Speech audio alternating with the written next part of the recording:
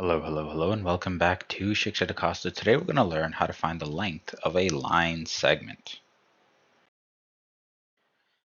Today we're going to learn how a line segment on a coordinate plane is actually defined and how can we actually find out how long that line segment is if we are just given its endpoints. And that's the success criteria for today. You should be able to develop a formula for the length of a line segment and then use that formula later on to solve problems. To start off, I'd like you to take a second and try to answer this question. Suppose your cousin lives 4 kilometers south of your grandparents and 11 kilometers west of you. How far away do your grandparents live from you to the nearest tenth of a kilometer? Pause the video here, draw a diagram, see if you can figure out how far away your grandparents live.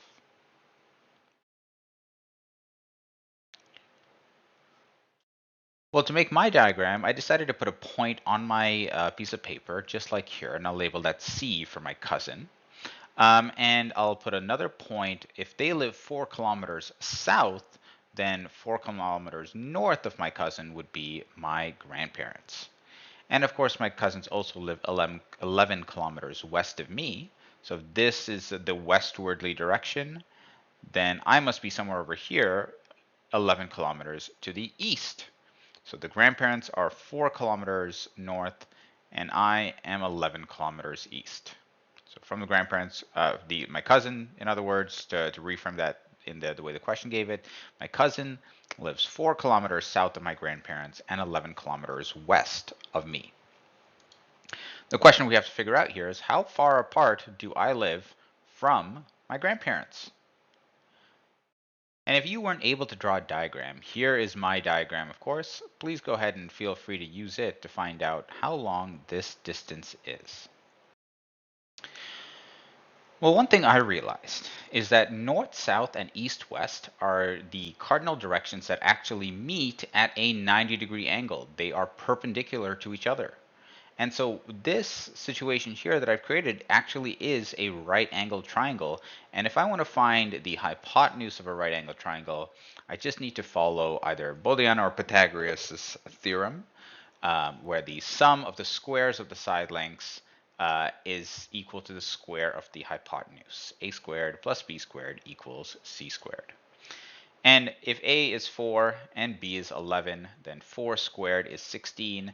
16 plus 11 squared is 121, is 137. That's c squared, or in other words, d squared, I guess.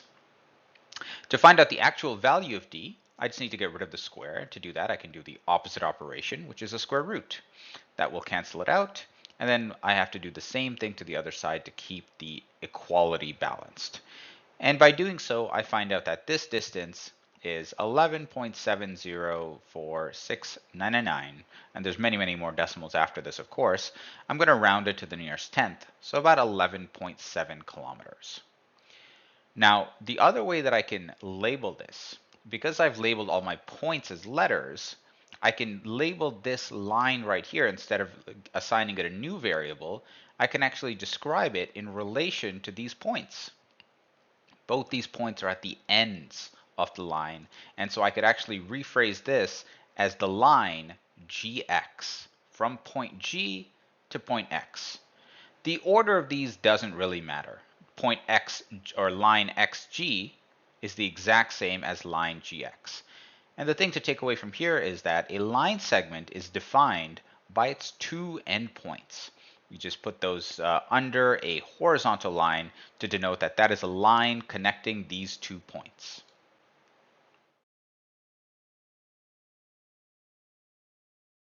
In this investigation, we're going to be going through this a few times. And in this case, try your best to interpret this as best as you can. And pause the video here, take as long as you need to do that, and I'll explain it once we're done. So what this is basically saying is, suppose x is an element of the integers. So x must be a positive whole number or a negative whole number or 0, such that x is between 1 and 8. So x could either be 1, 2, 3, 4, 5, 6, 7, or 8. Those are the only integers between these two numbers, including it could be equal to those numbers as well.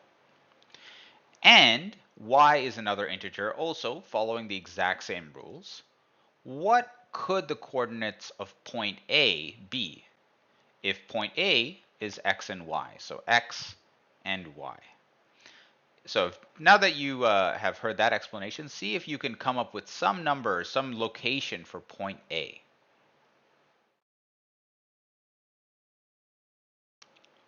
Well, hopefully you realize that, well, if this could be any number between 1 and 8, and this could be any number with 1 and 8, I could end up that point A is at 2, 1, or 3, 4, or 7, 8. Any two numbers that are between 1 and 8. And what I'm going to ask you to do right now is randomly generate two numbers, for one for x and one for y, plot out point A, and then see if you can find its distance from the origin, which is 0, 0. Pause the video here and take as long as you need to do that.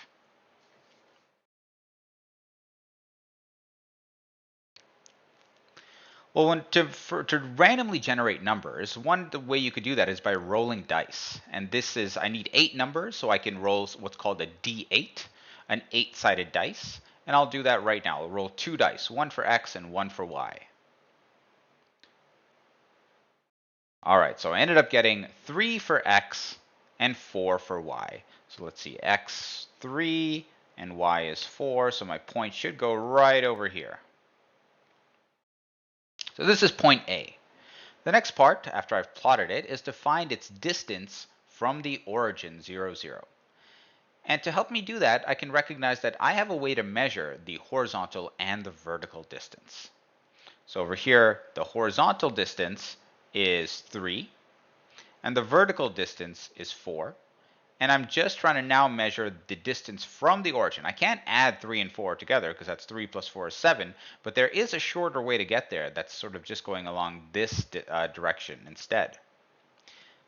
And that forms a perfect 90-degree angle, right? The y-axis and the x-axis are perpendicular to each other. And like I mentioned, I already know these side lengths. This side is 3 units and this side is 4 units. So if this is a right triangle and I know the two side lengths, I can find out the length of the hypotenuse just by following Pythagorean theorem or Bodiano's theorem. So a squared plus b squared equals c squared. If a is 3 and b is 4, that would give me the length OA. O stands for the origin. Whenever we're describing any point on a Cartesian coordinate grid, we try to avoid using the letter O because O is sort of reserved for 0, 0. So that 0, 0, the origin to point A, which is over here, is the line segment OA.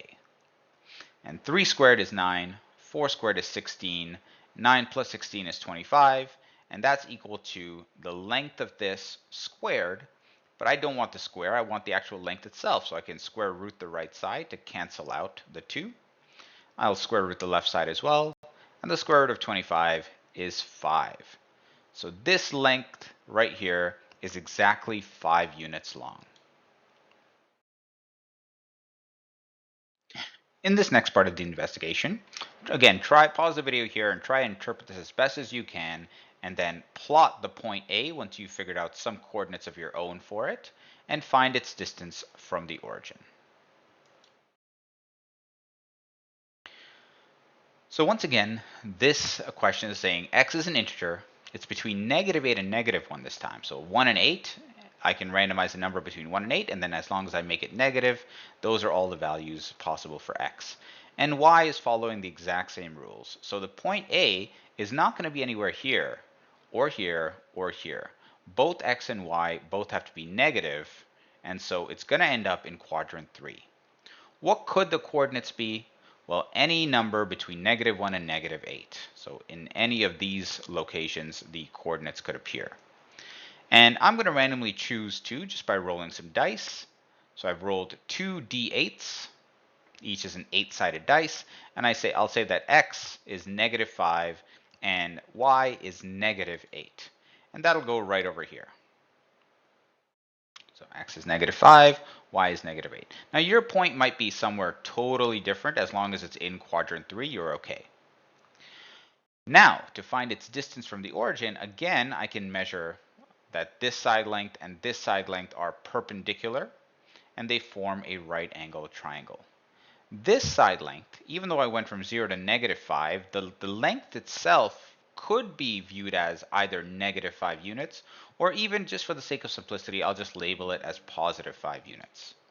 And similarly, this length over here is 8 units. And so to find the length of the hypotenuse, a squared plus b squared should equal c squared.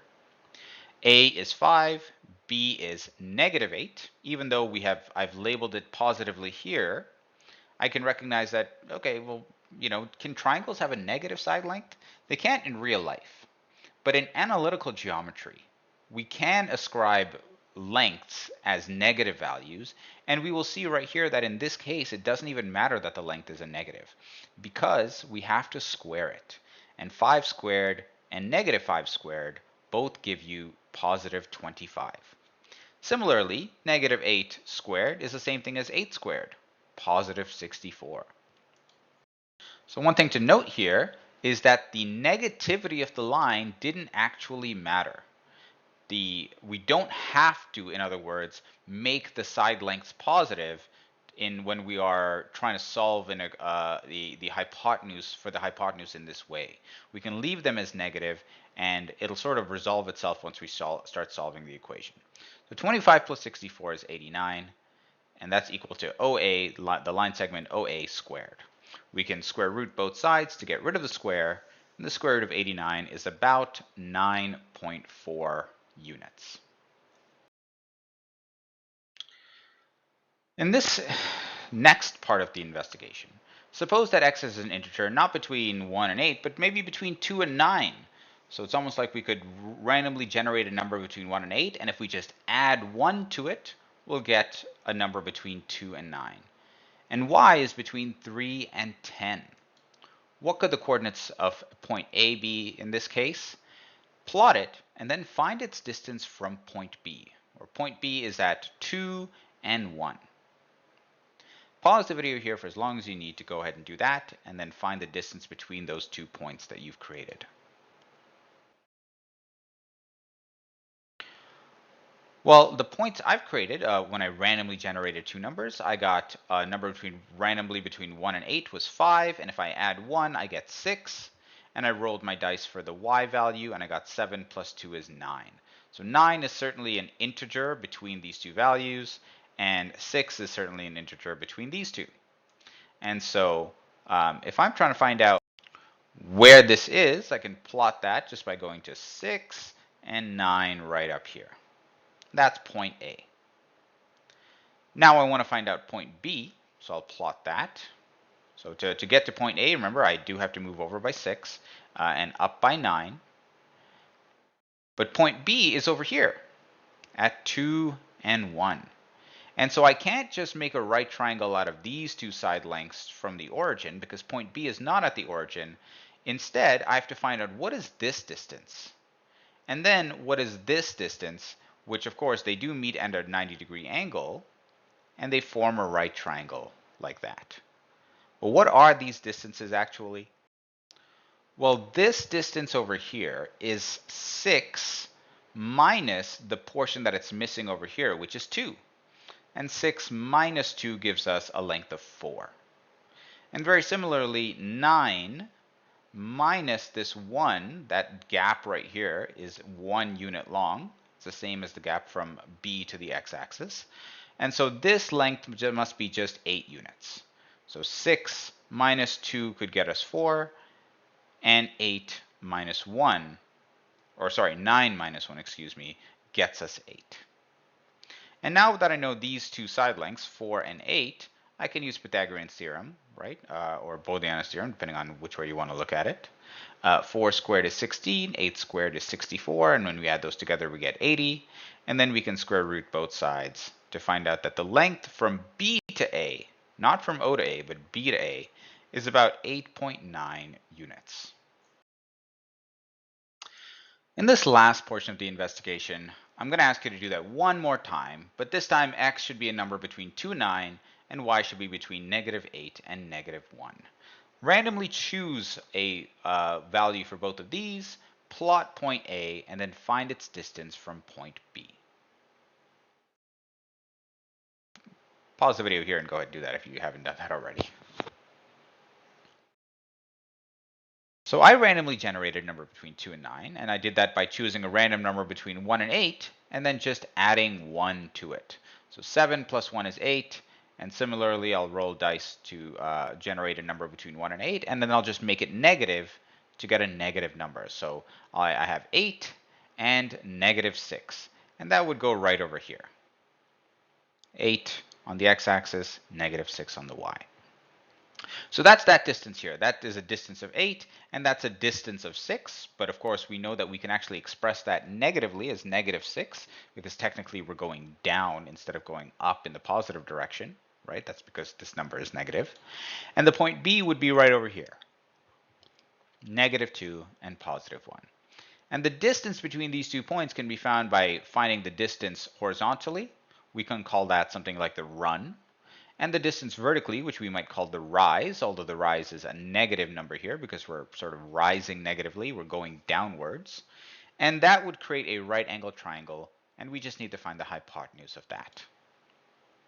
Now, this distance over here is 6 plus whatever this is, which would be 2. And that's a total of 10. And yet another way we can get that number 10 is by saying, okay, well, I have 8, sorry, not 6 plus 2, but 8 plus 2. I have a distance of 8 here. And if I can take that number and I can, instead of adding 2, if I subtract negative 2, that always tells me the difference between 2 points horizontally. All I have to do is subtract their x coordinates. And so 8 minus negative 2 would give me 10.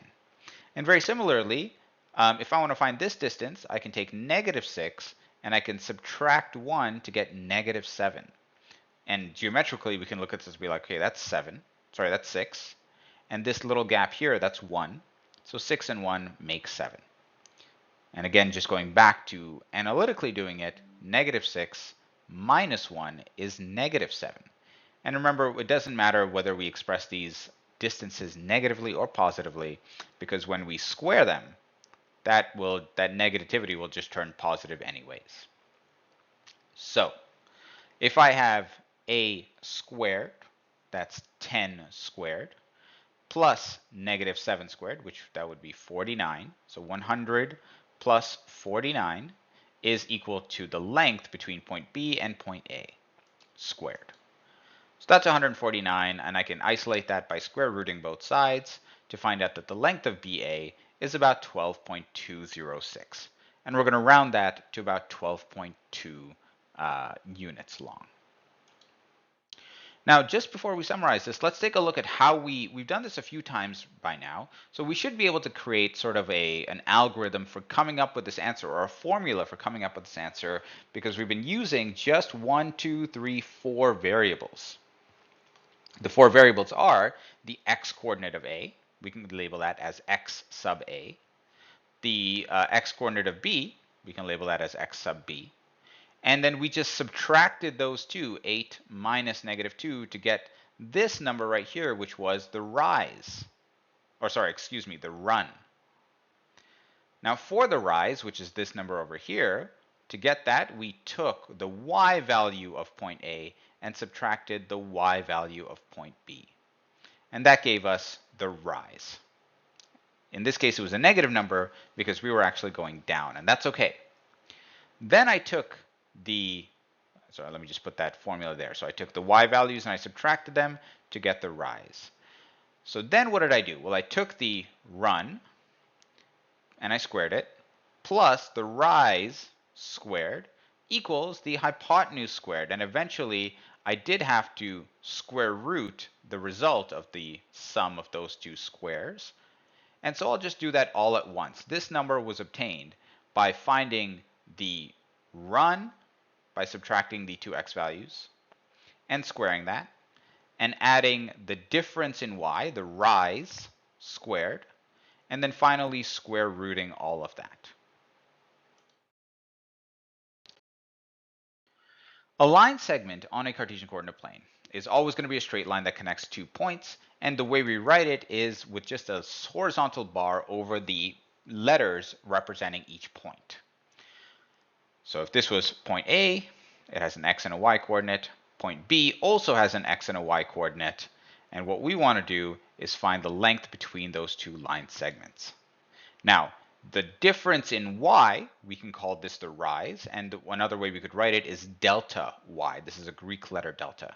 We can calculate the vertical distance between these 2 points just by subtracting their y coordinates. Similarly, the difference in x, sometimes we call this the run, and we denote it with delta x. Delta means the change in. So in other words, the horizontal difference, the change in x, can be calculated by subtracting the x coordinates. Now that is always going to create a right angle triangle,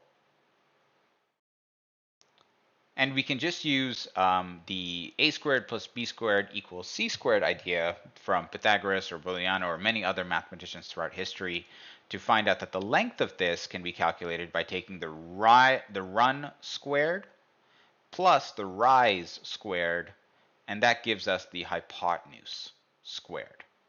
And if we just isolate for that, and we replace delta x with its formula and delta y with its formula, we end up with a perfect formula that will always give us the length between any 2 points.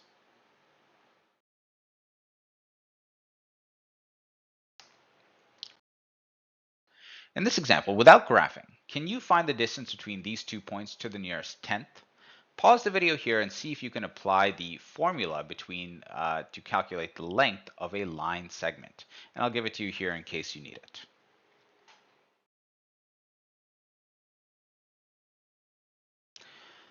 So this problem can get a little bit intimidating, especially if you look at point B. Point A is really nice with the numbers, but point B, oof, there's a 2 times pi in there. That's an irrational number. There's 3/7, a rational number as well.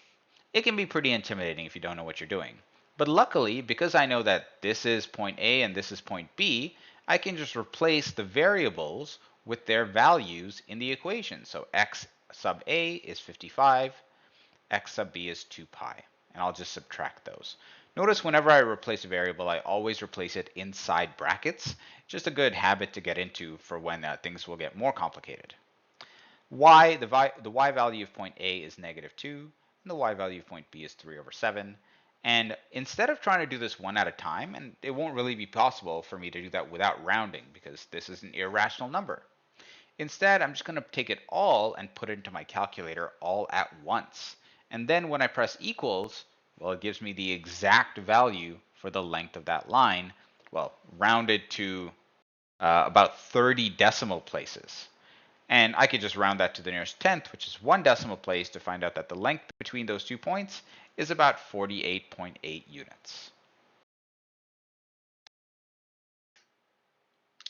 In this example, I'd like you to use the link below. You can either scan this or look at the description to find the distance between your current city, the one you're currently living in, and your hometown. And that might be in the same province or the same state. It might be across the world. And if you are currently living in your hometown, well, that would have a distance of 0. So instead, maybe you could try to use the capital city of a country from your background.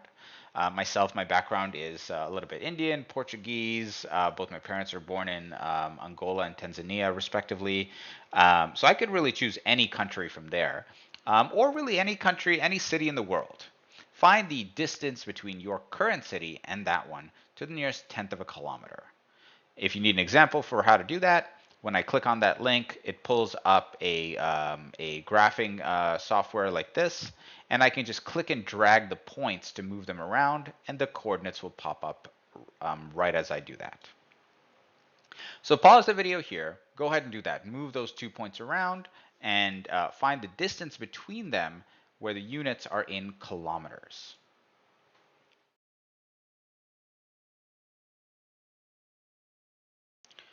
Well, to do that, we're just going to use the formula for the length of a line segment. And in this case, the x value of I'll say this is point A, so the x value of A is 3330. The x value of B is -4683.6.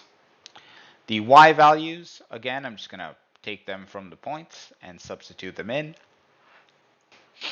And then to evaluate this, I'm not going to do it one step at a time. I'm just going to get out my calculator and I'm going to punch in all of these numbers and all of the operations and just press equals.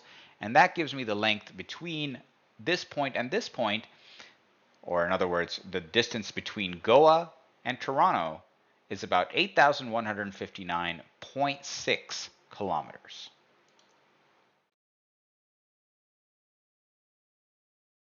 If you like this video, please like, rate, subscribe, and join our mailing list. And you can find this lesson as well as practice questions, solutions, handouts, and more on our storefront. Thanks and have a great day.